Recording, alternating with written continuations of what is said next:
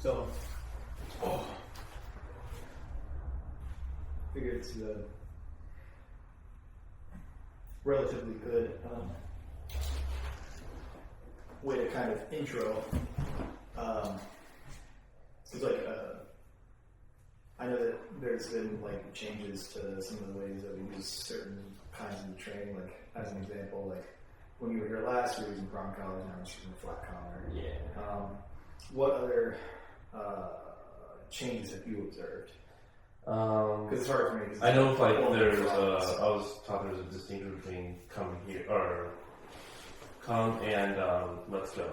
Like I was okay, so that was a little bit, but now like Connor was telling me about that. Does that makes good sense to you? Yeah, it's more come is more like stationary, like you want them to come to you and then like sit down. While let's go is like more in motion, like you're wanting to let's go. Right. Yeah. And then they come with you. They just kind of like move along with you. So it's like Yeah. if they're like sniffing a tree and you're walking, you say let's go. Mm-hmm. They like you can just keep walking and they come up and like walk by you. Yeah. And they can just like go by you and do whatever. Yeah. Come is more like they come to you and Literally. they sit there. Like you can teach them to come and sit or to come down or just come and stand there and wait for you to tell them to do something. Any of those options are fine. Doesn't matter. As long as they come to you and they don't leave. Yeah. And then, like with let's go, you say let's go as long as they come like in your direction and go with you. Yeah. There's no, you don't have to use an okay on that command. Mm-hmm. So there's no like release because they didn't get put into a command. Let's go. Right. Or at least it doesn't like there's no clear like end to the thing. Right? Yeah. It's informal. Yeah. Come though is like you have to release them with an okay. Yeah. Because like they came to you and now they're like. Yeah. Really. Well, not like, and so then you could go. You could say heel, or you could say sit, or down, or play. You can do whatever you want. Sure. But even if you just ask them to come to you and then you don't tell them to do anything, you still have to tell them okay for them to go. Right. That way, that distinction is clear in their head. The purpose of that is that if you think about the reason that someone might recall their dog, a lot of those reasons would cause them to want the dog to be stationary. Yeah. Yeah, usually. Right, like maybe there's another dog and they're like they want them to come. Like, go. If it's the same, if come is like the same as let's go, then they can just like come back in and circle back to the thing they were doing. Yep. And it's like that defeats the purpose of Yeah. Make clear distinctions. Yeah. Anything else in specific? Because I know like when we went through the class, a lot of that stuff still stands. Sure. There's like some tweaks here and there. A few tweaks. I'm sure you haven't forgotten like the base. Like I don't need to go over how dogs learn and think. Yeah, no, that's yeah. Like, so the core foundation is still there. Like reinforcement and punishment. Yeah. But I think that something like this might be helpful, just because what I really want is to do two things with you today. The first thing is to kind of do like a little bit of an overview of how to do each of the commands in an efficient way. And then that second thing is like how to think about the dog board and how to use the med thing, the minimum effective dose, to our advantage to make our day not ridiculous. And so this will help because the idea is that I want to be able to do shorter training sessions sometimes, but as long as they're happening every day with each dog, sometimes multiple times with each dog, then what will happen is if each of those is very efficient, then and you get to that minimum effective dose when they rest, then you can get a large impact in 2 shorter sessions, right? Or 3 shorter sessions in a day, even if it's done by different trainers, right? And that's the purpose of putting the little mark like 3 and 5, like you see there, like doing the scene and the skill grade, because like say that you have Dulce on the same day, it's important to mark it right away because then if somebody else has that dog, they can look and see if they're working the same skill. Then they can see, okay, that's how they did with them, and they can kind of start there instead of just being like, all right, I have no idea how this dog is on this command, and just having to start fresh. Yeah, right. So teaching new commands from square one, training system for building obedience from the first rep to verbal only mastery. Did you know what verbal only means? You just say the word and do it. That's right. So that's the standard. The standard is the dog can perform the command from any angle and combinations under real world conditions. Because as you both very well know, like if you ask the dog to sit or down in here, and they do it, and they do great, that doesn't mean that they'll do it when there's like something else going on, like a dog barking or like people walking around, something like that. Right. So those are the 5 ones that we do a lot: place, down, sit, heel, come.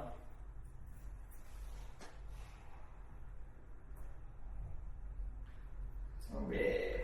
So this is kind of like the universal teaching loops. This goes across everything that's on the board and anything that's not on the board. For the most part, like this is, or if you want to like teach a very complicated behavior, like a chain of things, same thing. You just build the chain, right? So the universal teaching loop is you give a cue, you show them how to do it, and then you release. Yeah. And you reward somehow, like those could be the same thing. Yeah, it could be play, it could just be a release of freedom straight up if you're on a walk, or it could be a treat, it could be anything. Yeah. And then the fifth thing is like going, it's a loop because then you start to fade the shelling. Yes. So say the command first, help the dog find the answer. Release the pressure against the dog gets the answer, and who decides what the answer is? You do. Yeah. That's right. So the answer can be anything you decide it is. Yeah. So that means that you can tailor the answer to the dog. Yeah. Which is like what I was showing you the other day at Todd. It's like maybe the answer is a partial wrap. Maybe the answer is the dog gives a little bit, and that's cool. Okay. Yeah. And so next time they give, and then like you get them to give more and more to whatever it is you're trying to get them to do. Right. And then you reward behavior. You don't just use a lure. Because if you use a lure for everything, then fading off the lure is like takes forever. Yeah. So it always follows that same loop. The only thing that changes is like how you're helping and the final picture. So what would be an example of a lure? Like just a lure would be like you take a treat and you hold it up above the dog's head for them to sit. Or you fake a heel essentially by I think it's like basically faking a heel. Is you like take a treat and you like hold it right here and let the dog fall. And that's like is the dog learning to heel or are they following the treat? Yeah. Right. There are ways to train dogs to deal with that, but I think that the most useful application is coming into the heel. It's finding the position in the first place if they can't like figure out how to get there. Right. But yeah, so like the little thing at the bottom, you give the command, you guide them into the command, so you use pressure to help them get there, and then you release them, and like that's the like big reward, and then you reset, and then you're fading it. So you slowly remove the guiding portion, or you use a different kind of guide, right? So like the way you get it towards off leash is you're guiding with the leash, then you start guiding the leash and the e-collar, and then you start to only put pressure with the e-collar, they find the position, they figure out the puzzle, and then from there you start getting a verbal only down because they want to avoid the e-collar as you increase the pressure from the e-collar. Right. And I'm saying this stuff out loud, but I'm going to show it. Yeah. So set the session up to make learning obvious. So light adjustable help. So like this is just more about like using the equipment that we have correctly. The more important part that's on here is that start easy. So as an example, say you're going to teach a heel. You might want to just already have them on the left side. Yeah. Right, they're already there. Right, instead of like saying heel and they're like out in front of you. Right. And then that one right there, keep session short, 10 to 15 focus minutes. That can be like super play.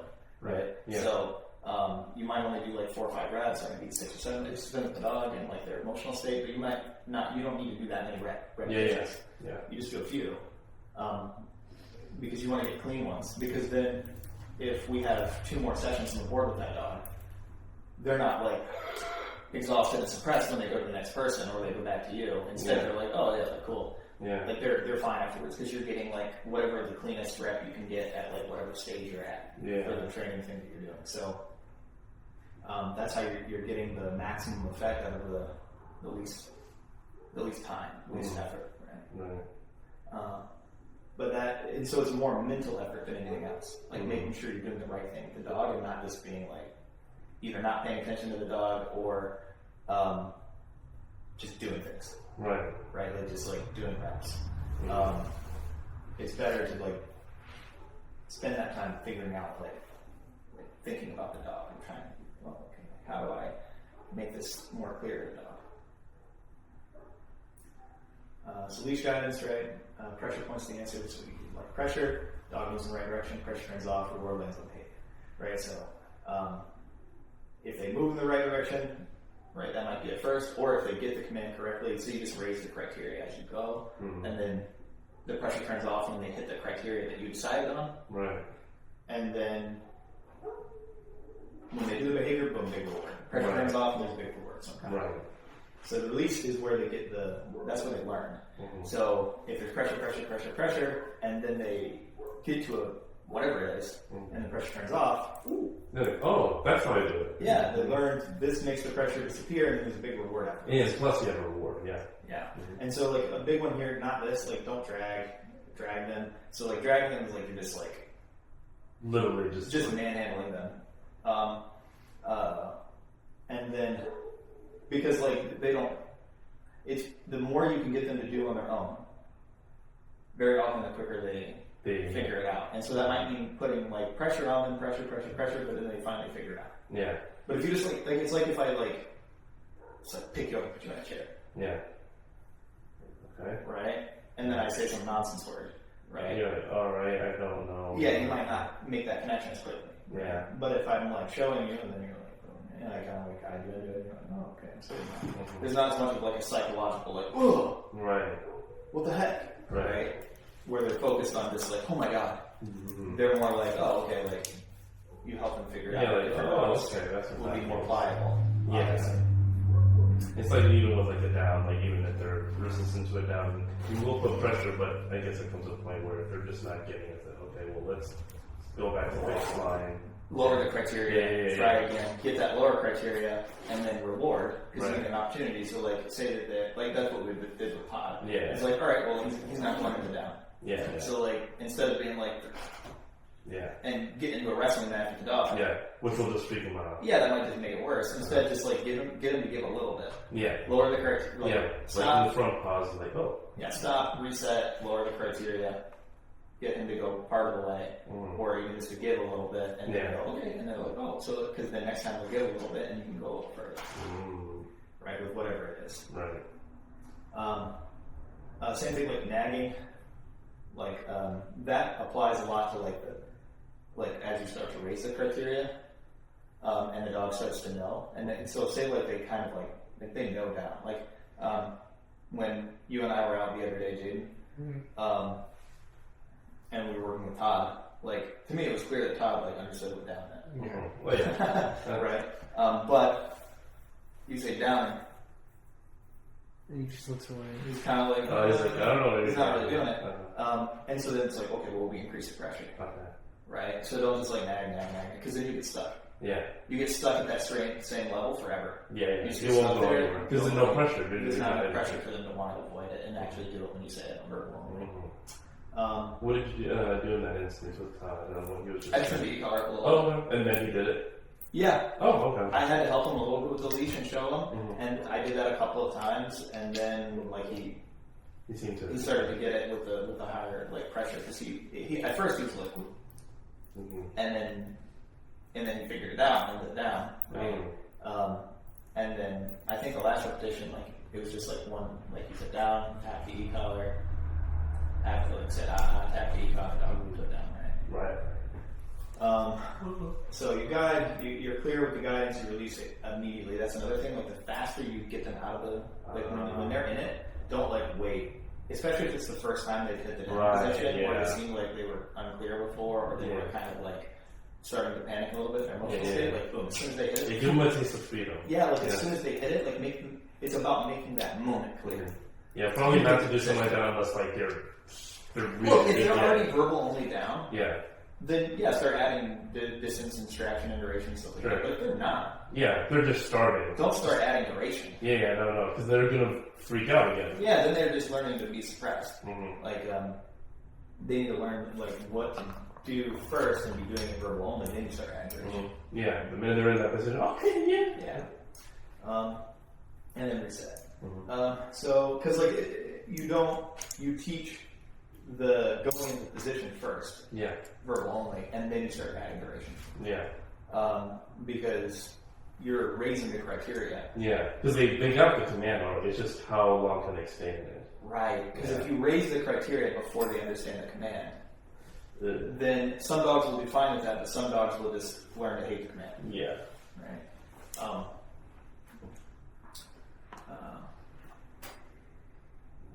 right. Yeah. And so that's kind of like covering you a little bit. Like teach the whole picture, but don't get greedy. Right. So this is when you're thinking about should I lower or raise the criteria. Mm. You can think in terms of challenge level. Yeah. So avoid oversplitting. Do not reward every tiny inch forever. Yes, so it's like, well, if you're like, I'm just using down because it's easy. Yeah. Or actually heel is easier for this one. So like, all right. So you're going to teach the heel, and you're starting to teach heel. And we're going to go over that in a little bit more detail, but like you're teaching the heel, and you're like, okay, you have them already here on the left, you say heel, you start to walk forward, you do a few steps, they're in the right place, and they're like paying attention to you, and if they start to go out of it, you kind of hop them back a little bit. Yeah. You don't do like, all right, heel, 1 step, okay.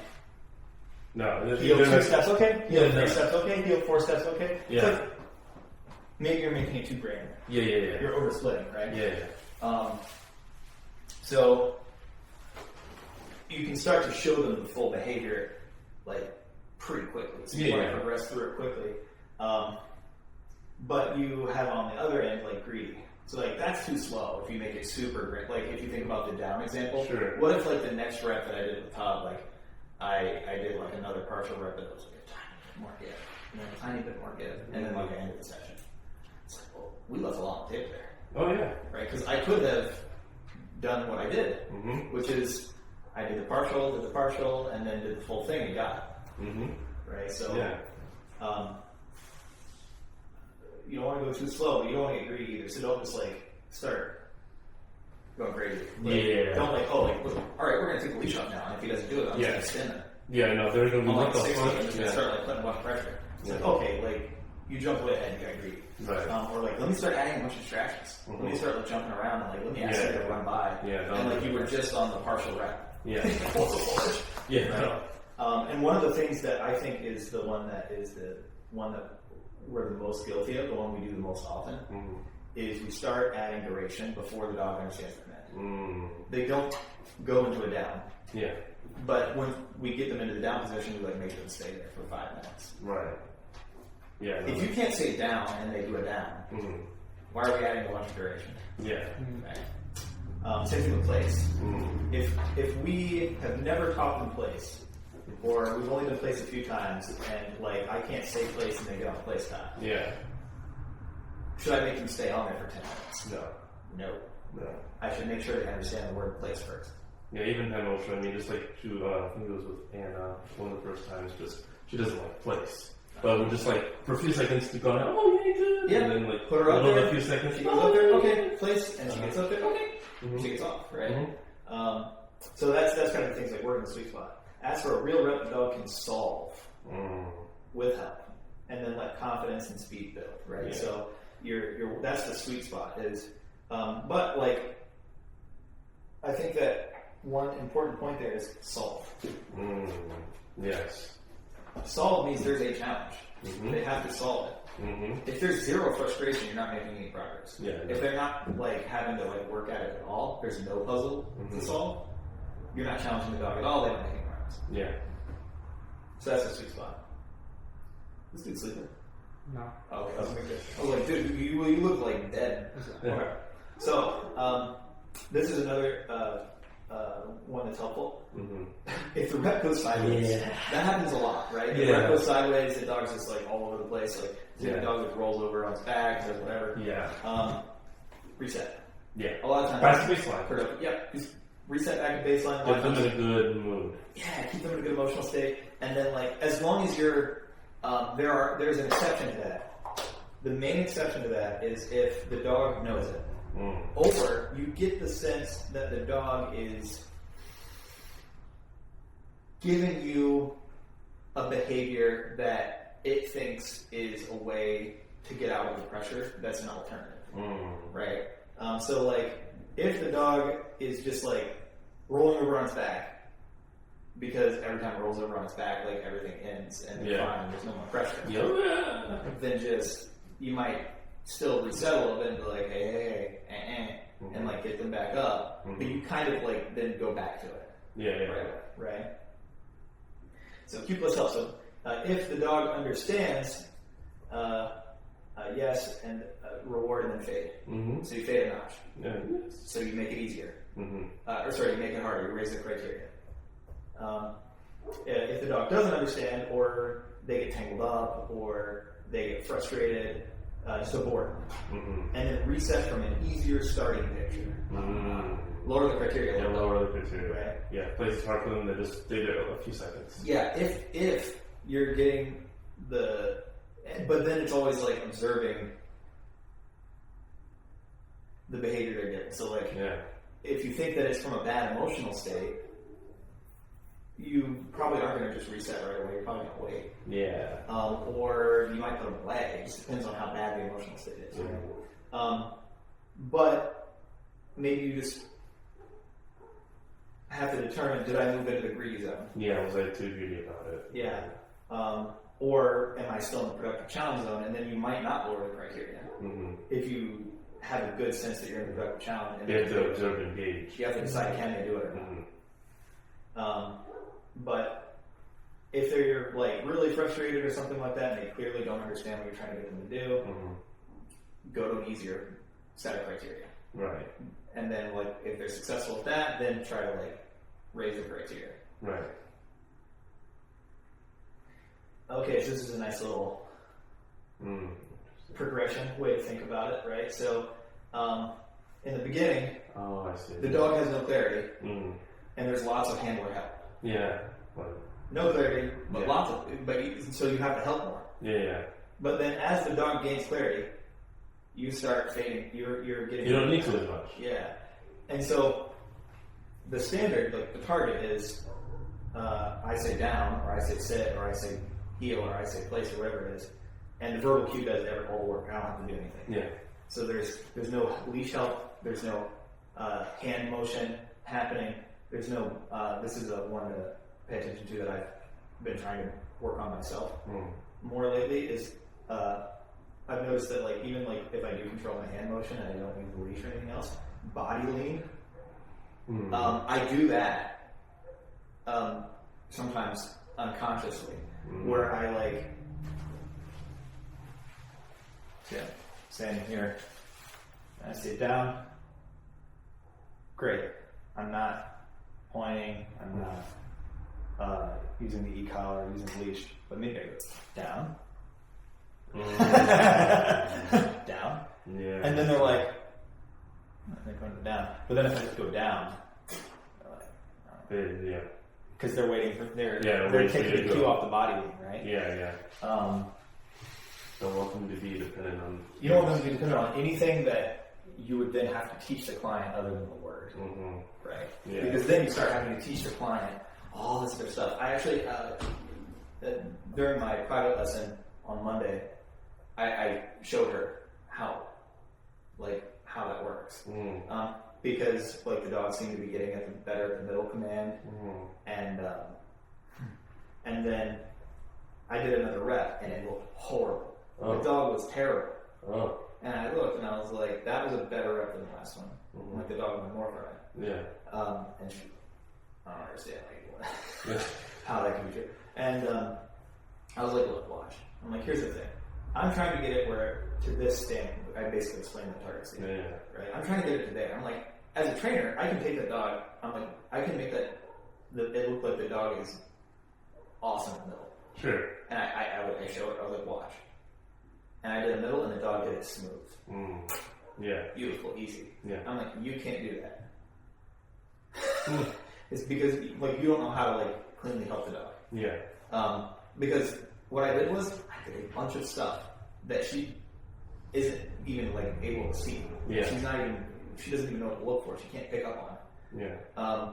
But like and then I showed her, I slowed it way down, and I showed her exactly what I did. I grabbed the leash here with my left hand, and I like did light leash pressure, guided him through. Didn't take my hand off the leash. Did like a little motion like this, spun it back through, and pulled it, and kind of did light leash pressure back through. Right, and the dog looked like he knew heel. Yeah. Sorry, he looked like he knew middle. Yeah. Right. That dog did not know middle very well at all yet. Right. Starting to learn it, getting pretty good at it, but not anywhere close to Yeah. finish.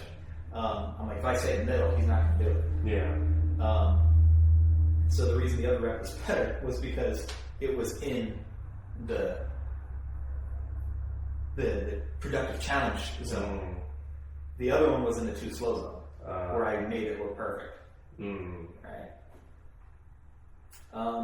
So then another useful thing is doing the fading test. So sometimes when you're trying to decide a skill grade, as an example, just do a test. Like remove some help. So be cognizant of like what you're doing. Yeah, like okay, let me lessen just some remove movement, and let's see what happens. Yeah, like let's see if I stand like straighter, or if I don't move as much to like help them, or if I don't touch if I touch the leash less. So like okay, I put less, like maybe instead of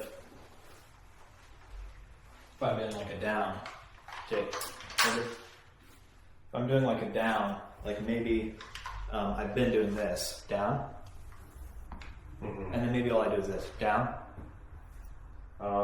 Just taps. And I do like a couple of little taps. If they feel one tap and they go into the down, it's like, time to raise the criteria, right? They seem to get it. If they're like Really confused. okay, they still need more help. Yeah.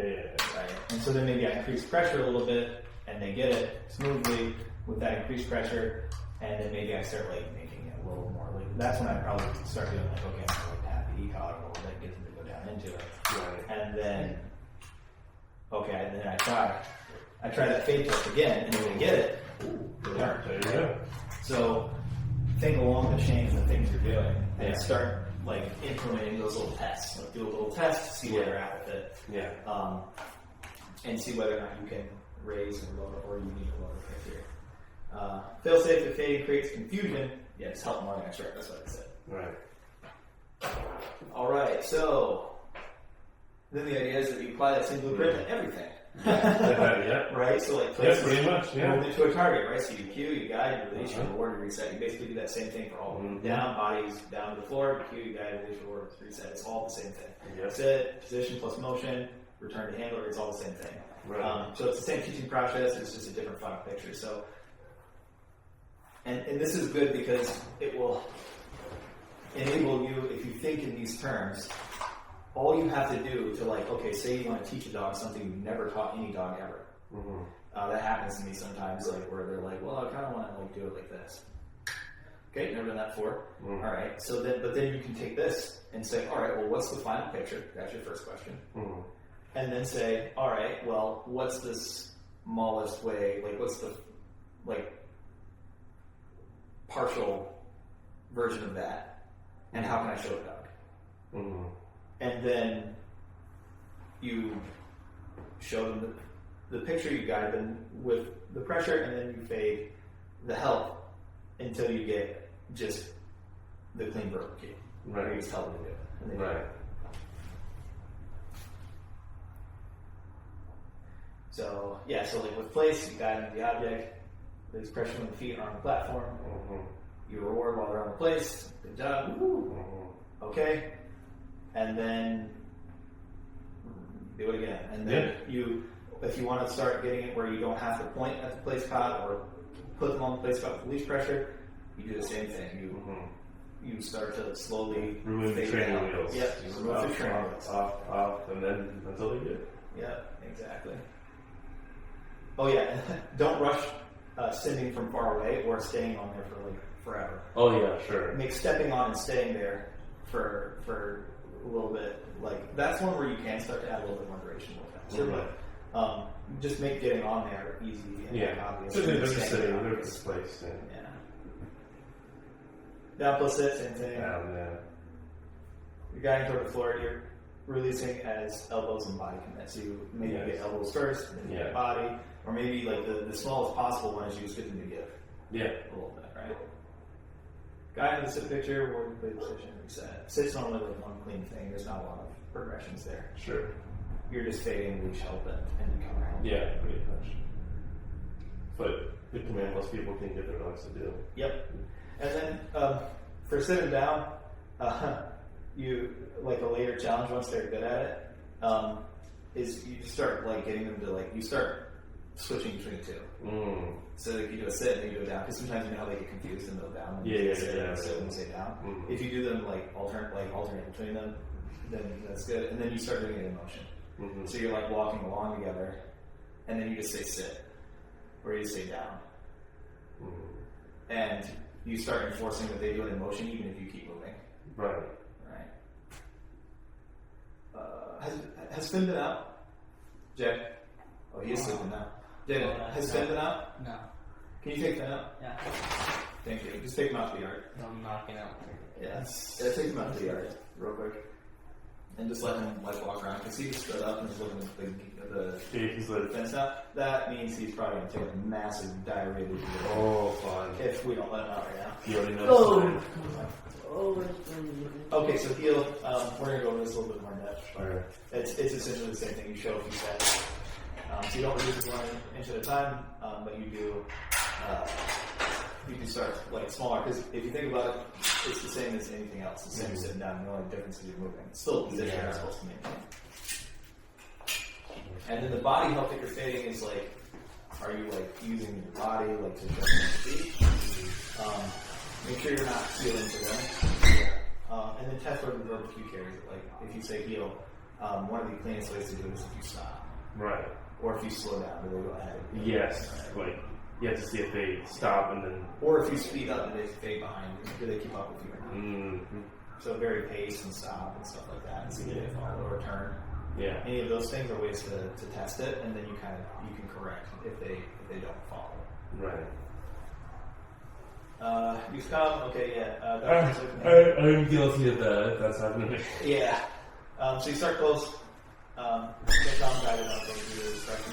As commitment happens, you don't obviously wait for them to. You don't like keep pressure on until they get all the way to you. It's like once they commit, they come to you. Yeah. And don't do any off-fish testing until like you have online reps. Yeah. Don't just take. That's a beginner mistake because then they learn that it's optional and they'll just run off. Right. Okay, so then once you've kind of done that, then you're starting to. Once they can get it cleanly with the verbal command, then you start adding this. You start adding duration, distance, and direction. So hold down and sit longer, stay in place longer, heel for more steps, heel for longer. And this can happen pretty quickly. Yeah. You can get them to verbal only very quickly sometimes, right? Yeah. And then you can start adding direction. All these three. Yeah. Right, like put them in a down and an open door. Yeah. And see their reaction because sometimes they'll just And I've been thinking a lot about something in terms of like our efficiency on like a day-to-day thing. Is what is the most time consuming? Going places. Yeah. So the more of it that can be done here, the easier life is. Sure. So like if you look at that like train around dog, with our dogs here. People, other people, doors, So like that's a simple one we could add. Pseudo house, Just start doing like a down and then opening the door. If they get up to leave, then like there you go. There should traction proof. Yeah. And it's meaningful for people. Throw a piece of food on the ground. Oh yeah. If they get up from the down to go get food, then that's a problem. Right? Yeah. Or throw a toy. Yeah, that's another one. So a lot of that stuff can be done here. And distance obviously can be done here. And then this is the other one, obviously. Always adjust the dog to the dog in front of you. So that doesn't always mean slow down. it could mean speed up. Mm-hmm. If the dog's getting it, all right, well, go faster, right? Raise the criteria. If they're clear and confident, fade help. Ask for more. Add challenges. Mm-hmm. If the dog's close but unsure, like repeat the same levels, and then we'll work there. Sure. Dog demands speed. Yeah. If the dog's very confused and frustrated, like lower criteria. Abort, reset, simplify. Yeah. So high drive dogs may need reset for frustration. Sensitive dogs may need smaller challenge jumps, right? Like Todd as an example. Mm-hmm. Or like say like you have like a dog like Akira, and you might gotta reset and like do it again, right? Because she might just be all over the place. Yeah. But they both still need to be figured, right? So let's last one. So this is kind of the final checklist here. Mm-hmm. You define the final picture. So this works for literally anything you want to teach a dog. If you want to teach them to open a door, or do a middle, or do a sit or down, or place, or spin in a circle. Mm-hmm. You define the final picture, then you pick the easiest way to start. Right. You cue it, and then you guide. Mm-hmm. And you release help the moment that they hit the criteria that you wanted. You reward the behavior. You don't explore. And then if the dog gets confused, just reset. Don't like grind it out. Don't get in a wrestling match. Mm-hmm. Every time you see that they're getting clear on it and they do it like smoothly, and they're getting more easily or whatever it is, and they make progress, start fading help. Right. Make it harder. Raise the criteria. Don't go straight off leash. Don't jump to that. Yeah. But we still need to do it. Yeah. And then add the 3Ds only after they understand it verbally. Right. That's when you start adding distance, duration, abstraction. Right. And when you finish, like stop while you're ahead. Mm-hmm. So like if you get like progress in a session and then you get some clean reps, don't go for one more. Oh, I want more. Let's see. And then you end on like the dog super frustrated. Yeah. He's like, I'm done. So this is like a sample. You do like a little warm up, you get the dog out, you guys walk around a little bit. Right. And then you do a couple of guided reps. You test and like see, like you try to fade it off a little bit, raise the criteria, see what happens.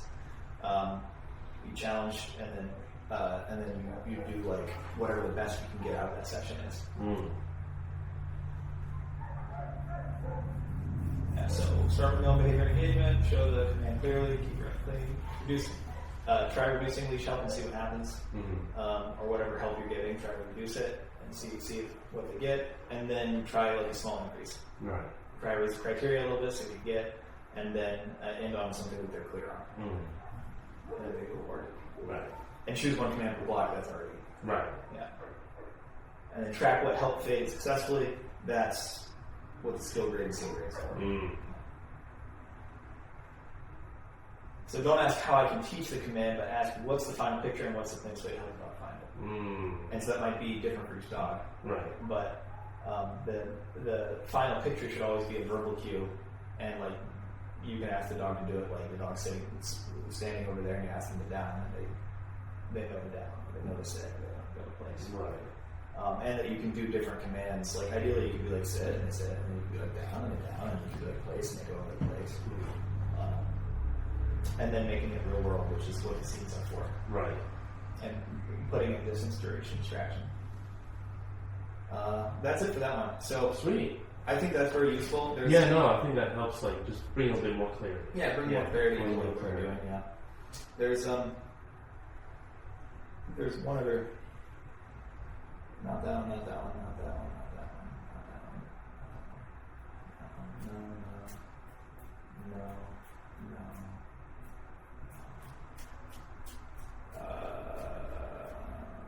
Yeah, this is the only other thing I want to cover. And I'm just going to kind of run through this. Sure. And not like spend much time on it, because then we're going to do some practice. So you guys can do mechanics. Sure. Okay. Because this is the one that's like incredibly confusing. Right. Okay, so teaching a functional heel. It's going to say the walk command, but insert heel.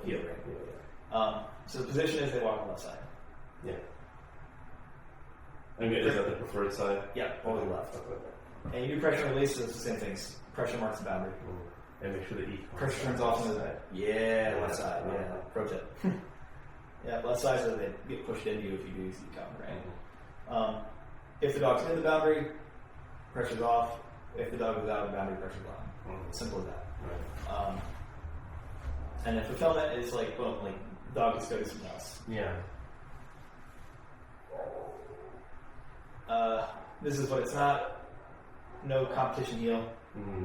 It's not. Not the trotting. Yeah. Loose leash wandering. Right? It's not you're heeling to the dog, and they're just like, if you stop, like they go right by you. Yeah. But you're making it look like a heel for a video or something like that. Right. So it does have like very specific criteria, right? So it's like they're on the left side, they're there, but they're not. Right. Or just like sniffing the ground, doing all this other stuff. Like no, they're walking beside you, their head is like at least straight. Yeah. And like, because like if they look over here and you turn to the right, are they going to be able to catch it? Oh. No.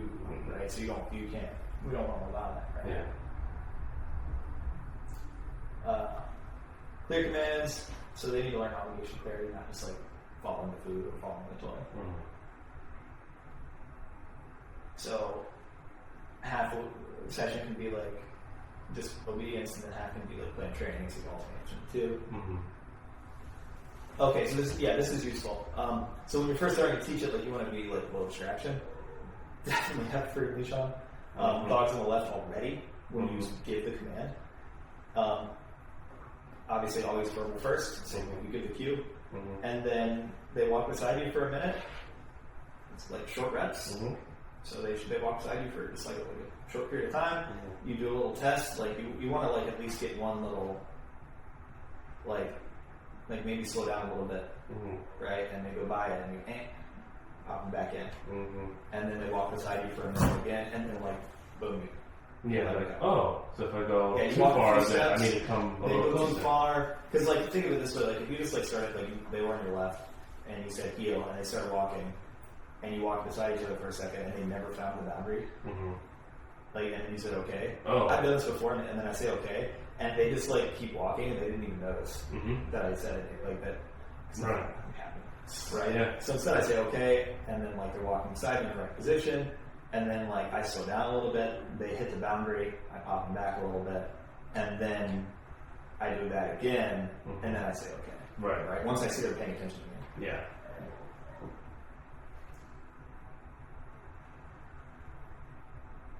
Yeah, simple. Right, Yeah, that's the loop. And you can get it pretty quick. I think it can happen quickly this way. So we're going to do it with a couple of dogs in there. Sure. Position because the dog finds an invisible fence. Yeah. So you don't want to have to use the leash pop forever. It just marks the boundary. And they learn. The pressure release is what teaches the zone. Yeah. And so, and that's another one that's very useful. So when they are in the right position, do a good job. It's all good, good job. Yeah. Especially if it's the first time, for a few seconds they hold it, they're doing it. Okay. Yeah. And so like.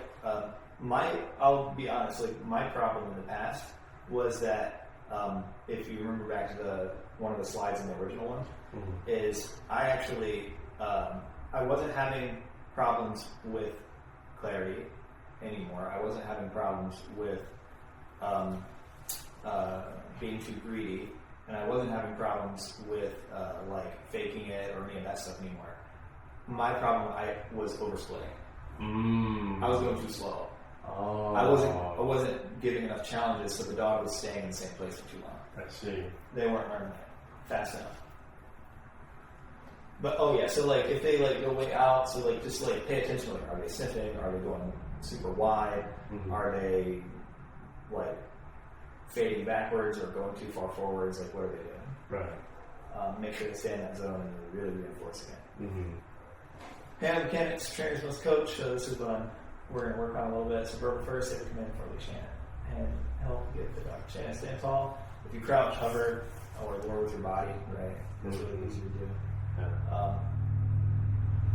And don't let like bad habits start. So as an example, there's one bad habit that's really easy to let dogs do is like when you stop, like they stop, but they like walk in front of you. Yeah, kind of starting to be. Christian's eye probably twitches when he sees it. Right? Yeah. You want them to stop parallel, stop the dog line, and you can release them, right? You can praise them in their emotion, right? Okay, so, this is actually another little fun one. For the release commands, for the release mechanics, you can make it more obvious that the rep is over by stepping away. You say okay, and you step away. So you actually get out of the heel. Yeah. You break. You say okay, you like move, like you like jump inside. You go, okay, and you like okay. it's Because super the dog's obvious, like, it's over. So, okay. Right. But if you like keep walking straight and say okay,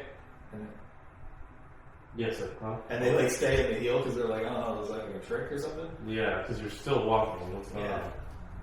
So make it obvious to them. So this is how you can start to like raise the criteria. So maybe you just they start already in the heel position, and you start to like you just do a few steps, and then you just do more steps in the same field, and then like stop and restart, right? Like stop, because like that was another problem that I had for a long time was I would stop, and every time I stopped, I would say okay.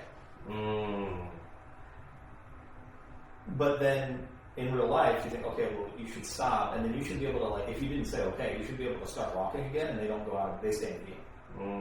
Because they didn't hear okay. Right? So you start, like, okay, walk, they're in the heel, and they're doing good with it, and then you stop, and then you start walking again. And if they, like, and they go out of the heel, because they're like, oh, it's over. And you put them back in the heel. Right? And then you can start doing turns, then you start going longer. And then you start adding distractions. You maybe have toys nearby, right? Or you like toss a toy. So you're walking and the dog's in the heel and you have a toy in his hand, right? Or something we want. Flat collar, we're training on that from the beginning. But like busier places, right?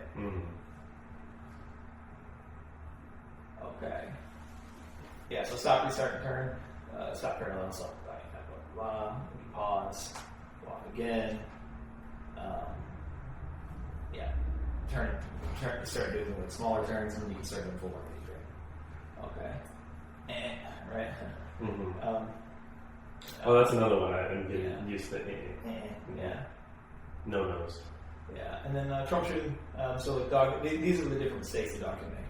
Right. Some of them. So the dog forges ahead, they go too far ahead. The dog, they go way angled wide, or they like go in front of you or whatever it is. So just pop backwards. If they go ahead, right, and keep walking, crazy and they're back in the right place. If they start going this way, it's like turn in front of the dog and like, a lot of it's the same. You still pop them. They start grabbing the leash and playing. If they like really like do something like crazy and just completely go elsewhere, then you might totally be like no, right, and make like a little bit of a scene like no, we can't do that. And then reset it and then start again. Right? That's not just like a little because then you start nagging them like no, like that's a bigger issue. If they fixate on distraction, blah blah. You might need to look over the criteria, or you can use that's more of a judgment call. Like can I salvage the rep, or I just need to reset and like do lower criteria. Handler releases unclearly. Okay, was visible step up. Right? Don't keep marching forward. That's a common mistake, right? This is one that will make Christians smile. As a reminder for the trainer, if you find yourself struggling, stop, reset, and then make the consequence clearer. You're not being clear, right? If you're going and you're kind of and the dog's not figuring it out, go and do like do something bigger. Tap the e-collar or something and be like no. Okay. And so then for any of these things you can add play or release your reward, so you can make it part of the game. If you do have a dog that likes it, then you bring the toy out. It's a lot harder. But that's not as much a thing here. You can use that. This one. E-collar / pressure timing. So you need clear contingency or confusion. Good timing would be, you say come or whatever the command is. The dog ignores the cue, the pressure starts, the dog comes back, the pressure's off, at least. Bad timing is you say the command and the pressure is already on. And there's just no chance to comply, right?